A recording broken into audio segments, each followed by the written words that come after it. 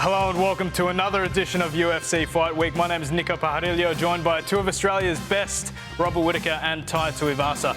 Well, the most stacked UFC event this year is upon us this weekend, UFC 273. And in a moment, we're going to be joined by another one of Australia's best, Alexander Volkanovski, who defends his featherweight throne against the Korean Zombie. Also on the show, UFC bantamweight champ Aljamain Sterling calls in for a chat ahead of his massive rematch against Petr Yan.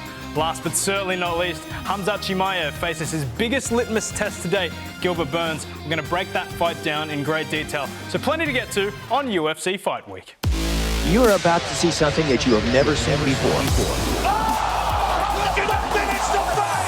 That's it! It's all over!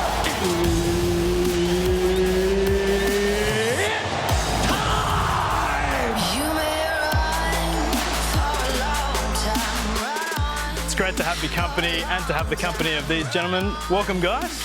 It is good to be here, mate. It's show. Rob, we'll start with you. It's been a hectic few months for yourself, but you've got another fight lined up. It's Marvin Vettori. Talk us through that. It has been a busy start to the year, but yeah, after the last fight, didn't have too many injuries, so I just jumped back on the wagon. The fight came in, everything kind of lined up well. Singapore, 3 rounds, and yeah, why not? May as well. Ty, you had a great win over Derek Lewis. What have the last couple of months looked like for you? Yeah, been pretty flat out since I got home, you know, just trying to work, make some money.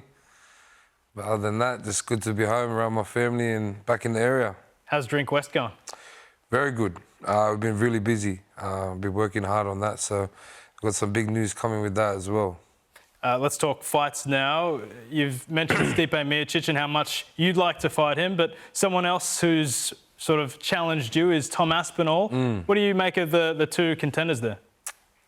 Yeah, Tom's a good fighter. I suppose he just wants to cuddle me and whatever else he wants to do. But yeah, if it was my choice, I'd definitely love to go Stipe, you know what I mean? I think he's on his way out, as in he's been around for a long time. And it's one thing I love about fighting is I love to challenge myself, and especially against the guys that I've watched, you know what I mean, growing up. So Stipe, he's in front of me, I think it makes sense, but if not Stipe, then we'll go in front of him again, you know what I mean? So we want to go forward, not backwards, so we'll go from there. Let me say, I love that fight for you, eh? Like that Stipe fight, I think is just such a good matchup. I think it's exactly as you said, just like how you fought Lewis and, you know, the passing of the torch. I think Stipe is there at that top spot, and I think another torch is going to be passed on.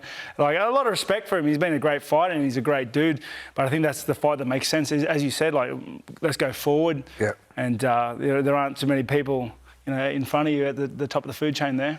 Well, yeah, that's number 3 now. So you got 2 and 1, and he's 2 and 1's Ciryl. So if it's not Stipe, we'll take Ciryl. But right now, I'm just on the cereals.